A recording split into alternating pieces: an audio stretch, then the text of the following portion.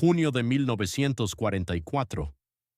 El Atlántico ya no era solo un océano, era un campo de batalla invisible donde cada sombra bajo la superficie podía significar muerte. Las Lobo Gris de Donitz habían perdido su terror absoluto, pero aún mordían con fuerza. Los convoyes aliados cruzaban el mar con escoltas cada vez más densas, destructores, fragatas, portaaviones de escolta y aviones de largo alcance. En medio de esta guerra sin cuartel, la Task Group 22.3 navegaba rumbo sur desde las costas de África Occidental. Al mando estaba el capitán de navío Daniel Quinte Gallery, un hombre alto, de mirada afilada y fama de implacable. Su buque insignia era el portaaviones de escolta USS Guadalcanal, CV-60, rodeado por 4 destructores de escolta, USS Pillsbury, de 133, USS Pope, de 134, USS Flaherty, de 135, y USS Chatelain, de 149. Eran cazadores, y ese día tenían presa. A las 11:09 de la mañana del 4 de junio, el sonar del Chatelain captó un contacto claro, un eco metálico a 800 yardas, profundidad 400 pies, rumbo noreste. El capitán del destructor, el teniente comandante Varian B. Cooper, dio la alarma inmediata. Contacto submarino confirmado, velocidad 8 nudos, es una grande. Gallery, desde el puente del Guadalcanal, sonrió por primera vez en días. Ordenó: todos los destructores a posiciones de ataque, aviones al aire. Vamos a cazar a ese U-Boot. 2 Avenger TBF despegaron del Guadalcanal y se lanzaron a la búsqueda. A las 11:20 localizaron la estela de periscopio.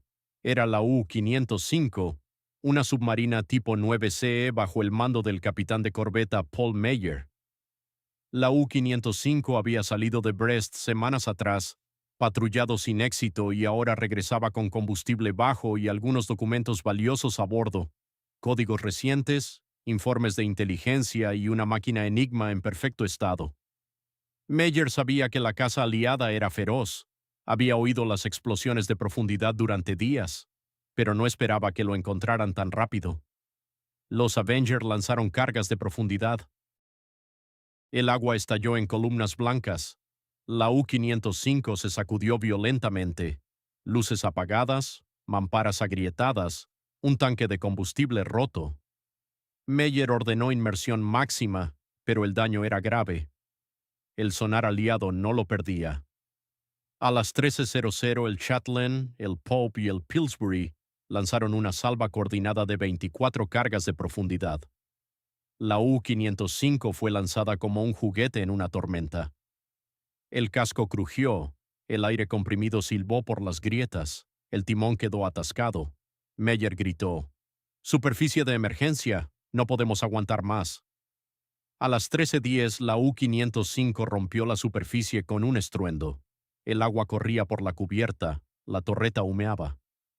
Meyer vio los destructores acercándose a toda velocidad y los aviones girando en círculos. Sabía que el fin había llegado. «Abandonar buque», ordenó con voz ronca. «Abrir Killingstones. Destruir todo lo que no podamos llevar». La tripulación entró en pánico controlado. Los marineros abrieron las válvulas de fondo en los tanques de lastre y en los compartimentos de proa. El agua entró con furia. Otros corrieron a la sala de radio y al centro de mando, destruyeron códigos con ácido, rompieron la máquina Enigma a martillazos, arrojaron documentos clasificados por la borda en bolsas de plomo.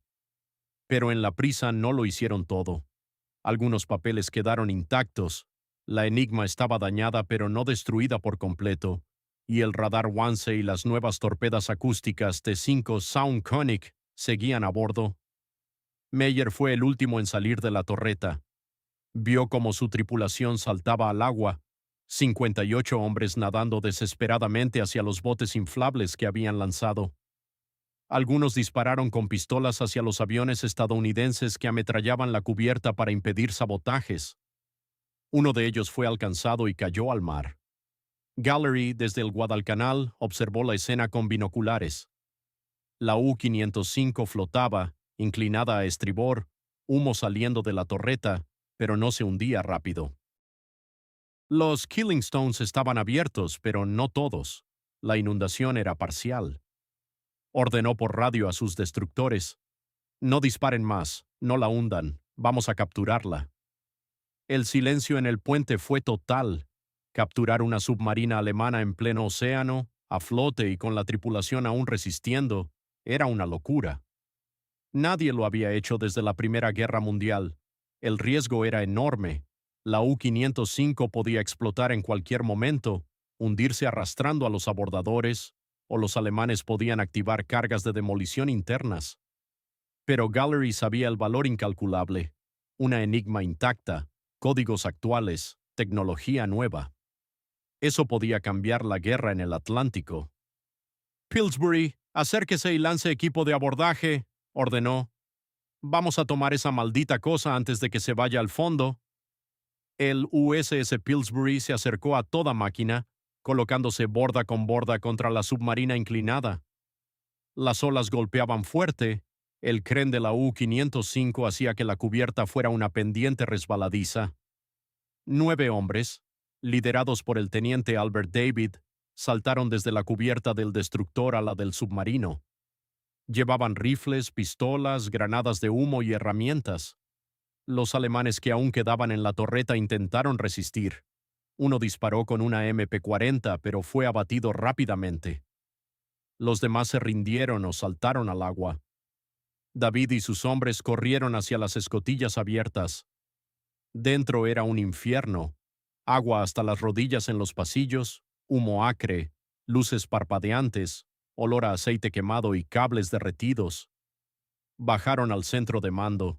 Encontraron la máquina Enigma rota pero recuperable, códigos intactos en un cajón, cartas con posiciones de convoyes. En la sala de máquinas el agua entraba por los Killing Stones abiertos. 2 marineros se sumergieron hasta el pecho y cerraron las válvulas a pulso, luchando contra la corriente. Otros apagaron fuegos con extintores portátiles. El creen empezó a disminuir, de 30 grados a 20, a 15. En menos de 40 minutos la U-505 dejó de hundirse. El humo se disipó. El casco se estabilizó. David tomó el micrófono y transmitió al Guadalcanal: submarino asegurado, señor. Killing Stones cerrados, fuegos apagados, carga y documentos intactos. U-505 es nuestra. Gallery cerró los ojos un segundo y sonrió. Buen trabajo, teniente. Ahora manténganla a flote. Vamos a llevarla a casa. Era 4 de junio de 1944. En el Atlántico, a miles de kilómetros de Normandía, un grupo de cazadores acababa de capturar algo que nadie esperaba: una submarina alemana intacta, con sus secretos vivos. La guerra en las profundidades acababa de dar un giro que nadie olvidaría. La U-505 emergió con un estruendo que hizo vibrar el agua a su alrededor. El casco negro y aceitoso rompió la superficie como un leviatán herido, inclinado a estribor, humo gris saliendo de la torreta y de las escotillas abiertas. El agua corría por la cubierta en cascadas blancas. El creen ya era visible: 15 grados, 20. La tripulación alemana saltaba al mar en masa. Algunos se lanzaban desde la torreta, otros corrían hacia los botes inflables que habían desplegado apresuradamente. Unos pocos, aún en pánico, dispararon con pistolas y MP-40 hacia los Avenger que sobrevolaban bajo, pero las ráfagas de ametralladoras de los aviones estadounidenses los obligaron a rendirse o a tirarse al agua. En el puente del USS Guadalcanal, el capitán Daniel Wolf Gallery observaba la escena con binoculares. La submarina no se hundía tan rápido como debería. Los Killing Stones estaban abiertos, pero no todos al máximo. La inundación era parcial. El daño de las cargas de profundidad había sido grave, pero no letal.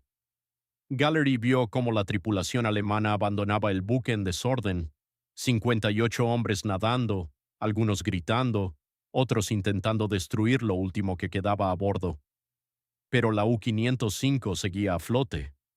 El humo era denso, pero no había explosión secundaria. El creen aumentaba, pero lento. Gallery tomó una decisión que cambiaría la historia naval de Estados Unidos. No disparen más, ordenó por radio a los destructores. No la hundan. Vamos a capturarla. El silencio en el puente fue absoluto. El segundo al mando, el comandante William T. Rhea, lo miró incrédulo. Capitán, capturarla. Está llena de cargas de demolición, los Killing Stones abiertos. Puede explotar en cualquier momento. Es una locura. Gallery bajó los binoculares y respondió con calma. Es una locura que vale millones de vidas. Si la dejamos hundirse, perdemos una Enigma, códigos actuales, radar nuevo, torpedas acústicas. Si la tomamos intacta, cambiamos la guerra en el Atlántico. Pillsbury, acérquese. Equipo de abordaje listo. Vamos a subir a esa cosa antes de que se vaya al fondo. El USS Pillsbury aceleró hasta colocarse borda con borda contra la submarina inclinada. Las olas golpeaban fuerte. El creen de la U-505 hacía que la cubierta fuera una pendiente resbaladiza y peligrosa. El teniente Albert David, un oficial joven y decidido del Pillsbury, lideró el grupo de abordaje. 9 hombres con rifles Springfield, pistolas Colt, granadas de humo y herramientas de corte. Saltaron desde la cubierta del destructor a la del submarino. El impacto fue brutal. El agua les llegaba a las rodillas. El metal estaba caliente por el humo. El creen hacía que caminar fuera como subir una colina en tormenta. Los alemanes que aún quedaban en la torreta intentaron resistir. Uno disparó con una MP-40 desde la escotilla, pero fue abatido de inmediato por fuego de respuesta. Los demás se rindieron o saltaron al agua. David y sus hombres corrieron hacia las escotillas abiertas. Dentro era un infierno, agua hasta las rodillas en los pasillos, humo acre que quemaba los ojos y la garganta, luces parpadeantes, olor a aceite quemado, cables derretidos y metal caliente. El buque gemía con crujidos profundos como si estuviera a punto de partirse. David gritó órdenes. Grupo 1, cerrar Killing Stones. Grupo 2, apagar fuegos. Grupo 3, asegurar documentos y Enigma. Rápido, no tenemos tiempo. Un subgrupo de 3 hombres bajó por la escalera inundada hacia los fondos dobles. El agua les llegaba al pecho, helada y negra. Con linternas en la boca y llaves inglesas en las manos, buscaron las válvulas manuales. El agua entraba con fuerza, pero lograron girarlas una a una, luchando contra la presión. El flujo se redujo a un chorro débil. El creen empezó a estabilizarse. Otro grupo corrió hacia la sala de máquinas. El fuego lamía las paredes. El humo era tan denso que apenas se veía. Usaron extintores portátiles de CO2 que habían traído y mangueras improvisadas conectadas a las bombas de achique del Pillsbury. Apagaron los focos principales en minutos, aunque varios se quemaron las manos y los brazos. El humo empezó a aclararse. Mientras tanto, David y 2 hombres más entraron en el centro de mando. La puerta estaba entreabierta. Dentro encontraron el caos, papeles esparcidos, libros de bitácora abiertos, una máquina Enigma rota pero recuperable sobre la mesa. David la recogió con cuidado, junto con códigos cifrados, cartas con posiciones de convoyes y diarios de navegación. Todo lo que podía probar la tecnología y las tácticas alemanas. En un cajón encontraron torpedas T-5 Soundkönig con cabezas acústicas intactas, el arma secreta que tanto miedo daba a los convoyes aliados. El creen llegó a su máximo, 30 grados. El buque se inclinaba peligrosamente, el agua entraba por las escotillas abiertas. David tomó el micrófono de radio portátil y transmitió al Guadalcanal. Submarino bajo control parcial, señor. Killing Stone cerrándose. Fuegos apagados en un 70%. Enigma y códigos asegurados. Creen estabilizándose en 25 grados. La tenemos, pero está al límite. Gallery respondió desde el puente. Manténganla a flote, teniente. El Pope y el Flaherty se acercan para ayuda. No la pierdan. Esto es histórico. Los americanos trabajaron sin descanso. Algunos se sumergieron hasta el cuello para cerrar las últimas válvulas. Otros apagaron focos residuales con espuma química. El creen empezó a disminuir. 25 grados, 20, 15. Las bombas de achique rugían, expulsando agua por las bordas. El humo se disipó lo suficiente para ver el horizonte. La U-505, que minutos antes estaba condenada, seguía respirando. 35 minutos después del abordaje, David transmitió el mensaje definitivo. Submarino asegurado, señor. Creen estabilizado en 12 grados. Incendios extinguidos. Carga y documentos intactos. U-505 es nuestra. Gallery cerró los ojos un segundo y exhaló. Bien hecho, teniente. Ahora manténganla estable. Vamos a llevarla a casa. Era 4 de junio de 1944. En el Atlántico, a miles de kilómetros de Normandía, un grupo de cazadores acababa de hacer lo imposible: capturar una submarina alemana intacta, en pleno océano, bajo riesgo de explosión y hundimiento. La guerra en las profundidades acababa de dar un giro decisivo. La U-505 flotaba como un cadáver herido, inclinada a estribor en 30 grados, humo gris saliendo de la torreta y de las escotillas, agua corriendo por la cubierta en cascadas blancas. El creen hacía que caminar fuera casi imposible. La superficie era una pendiente resbaladiza de metal aceitoso y olas que golpeaban con fuerza. Los 58 tripulantes alemanes ya estaban en el agua. Algunos nadaban hacia los botes inflables que habían lanzado, otros se aferraban a trozos de madera o simplemente flotaban, esperando rescate. Unos pocos, en pánico, habían disparado hacia los Avenger que sobrevolaban bajo, pero las ráfagas de respuesta los obligaron a rendirse o a tirarse al mar. El USS Pillsbury se acercó a toda máquina, colocándose borda con borda contra la submarina. Las olas batían entre los dos cascos, levantando espuma que empapaba a los hombres en cubierta. El teniente Albert David, un oficial de 28 años del Pillsbury, lideró el grupo de abordaje. 9 hombres con rifles Springfield al hombro, pistolas Colt en la funda, granadas de humo y herramientas de corte en las manos. David dio la señal y saltaron. El impacto fue brutal. David aterrizó primero, resbaló en la cubierta inclinada y se sujetó a una barandilla. El agua les llegaba a las rodillas, fría y negra. El humo ardía en los ojos y la garganta. Los alemanes que aún quedaban en la torreta intentaron resistir. Uno asomó la cabeza y disparó con una MP-40. David respondió con una ráfaga de su Thompson. El alemán cayó hacia atrás. Los demás levantaron las manos o saltaron al agua. David gritó por encima del ruido de las olas y el gemido del metal. Grupo 1, cerrar Killing Stones. Grupo 2, apagar fuegos. Grupo 3, asegurar enigma y documentos. Rápido, no tenemos tiempo. 3 hombres bajaron por la escotilla de proa hacia los fondos dobles.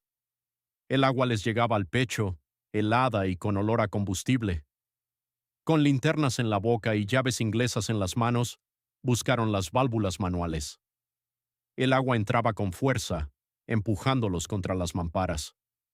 Uno de ellos fue arrastrado por la corriente, pero sus compañeros lo sujetaron. Giraron las válvulas con esfuerzo sobrehumano, músculo contra presión del mar. Una a una las cerraron. El flujo se redujo a un chorro débil. El creen empezó a estabilizarse, de 30 grados a 25, a 20. Otro grupo corrió hacia la sala de máquinas. El fuego lamía las paredes, el humo era tan denso que apenas se veía.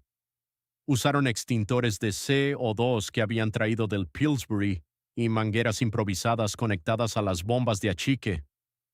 El suboficial que lideraba el grupo se metió dentro con una máscara improvisada, roció espuma química y apagó el foco principal. Sus hombres siguieron su ejemplo en los otros 2 focos. El humo empezó a aclararse, aunque el olor a quemado persistía. Mientras tanto, David y 2 hombres más entraron en el centro de mando. La puerta estaba entreabierta. Dentro encontraron el caos: papeles esparcidos por el suelo, libros de bitácora abiertos, una máquina Enigma rota pero recuperable sobre la mesa de navegación.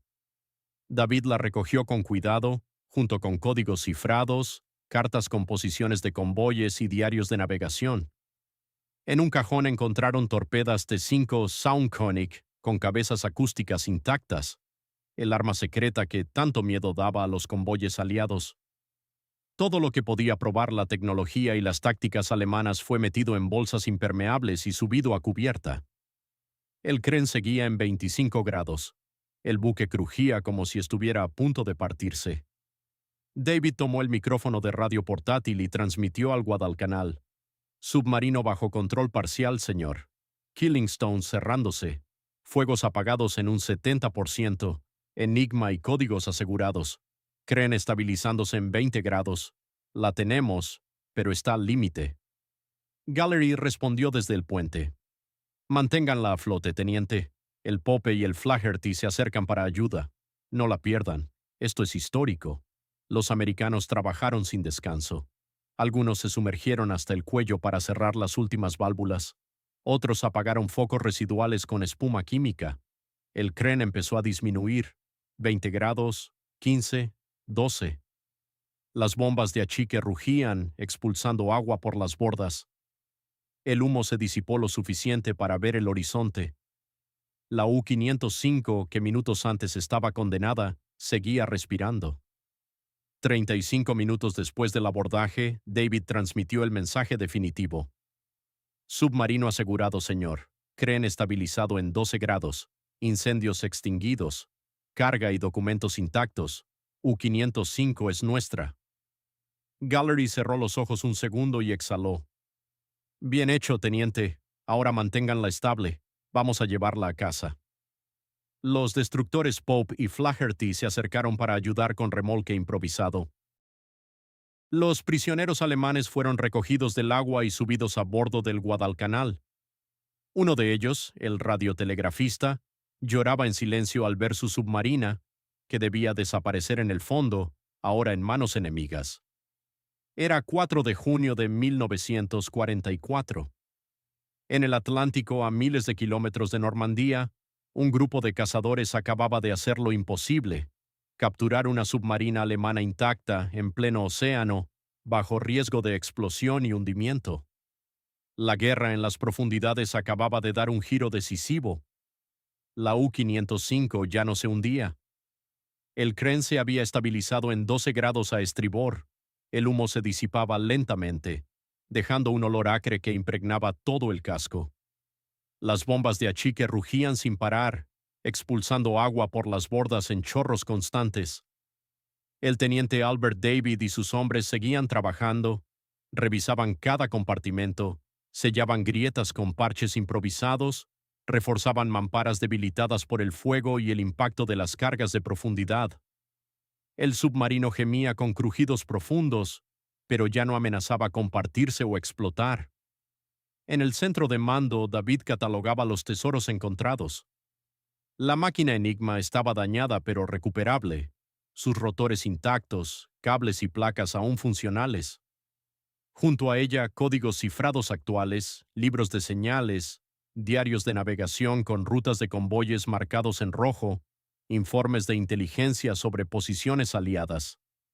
En la sala de torpedos encontraron 4 T5 Soundconic, las nuevas torpedas acústicas que tanto terror causaban a los destructores aliados, con cabezas intactas. El radar Wanze y el hidrolocador también estaban a bordo, tecnología que los aliados aún no conocían por completo.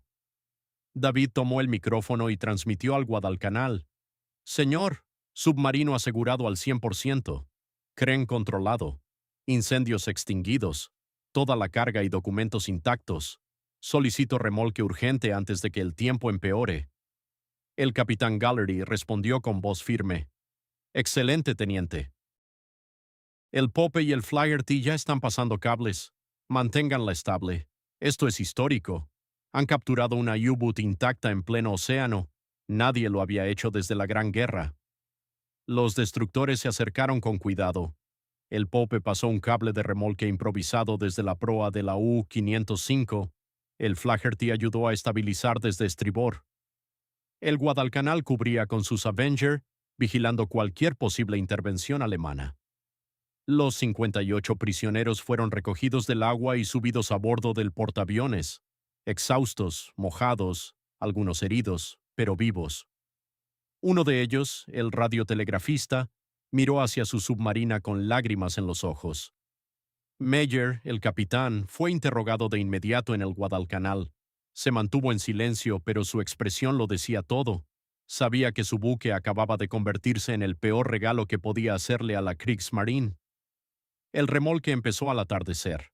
La U-505 avanzaba lentamente, escoltada por la Task Group 22.3.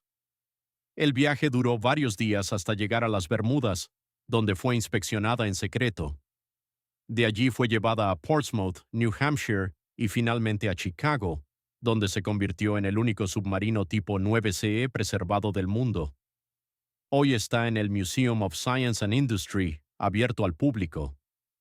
El valor del trofeo fue incalculable. La Enigma y los códigos permitieron a los aliados leer mensajes alemanes durante meses, anticipar movimientos de submarinos y salvar miles de toneladas de convoyes. El radar Wanze reveló cómo los alemanes detectaban aviones aliados. Las torpedas T-5 explicaron por qué los destructores aliados perdían tantos barcos. La inteligencia obtenida acortó la batalla del Atlántico y salvó vidas en Normandía y más allá. La tripulación del Guadalcanal y los destructores recibió premios récord. Cada hombre de la Boarding and Salvage Party, 66 en total, cobró $3,000 de prize money, una fortuna en 1944. El teniente Albert David fue condecorado con la Medal of Honor, la única otorgada por la captura de un submarino enemigo en la Segunda Guerra Mundial. Gallery fue ascendido y reconocido como el primer comandante en capturar una U-boot intacta en el Atlántico. Para la Marina estadounidense fue un triunfo psicológico. Demostraron que podían no solo destruir, sino capturar y explotar la tecnología enemiga. Para Alemania fue una catástrofe silenciosa. Perdieron no solo una submarina, sino sus secretos más valiosos en el momento más crítico de la guerra. Era 4 de junio de 1944. Mientras el mundo se preparaba para el día D, en medio del Atlántico, un grupo de cazadores había hecho lo imposible: capturar una submarina alemana a flote, salvarla del hundimiento y convertirla en un trofeo que cambió el curso de la guerra. La U-505 no se hundió, no explotó, no desapareció en el fondo. Vivió para contar sus secretos y para ayudar a derrotar al enemigo que la había enviado.